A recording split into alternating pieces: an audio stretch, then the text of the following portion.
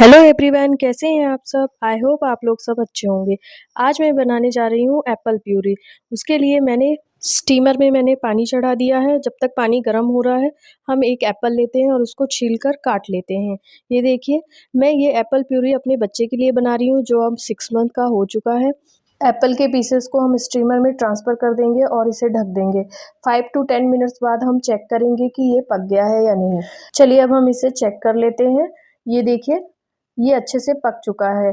अब हम इसे एक मिक्सी के जार में ट्रांसफ़र कर लेते हैं और यहाँ पे मैंने बहुत ही थोड़ा-सा जैगरी पाउडर यूज़ किया है, ये ऑप्शनल है।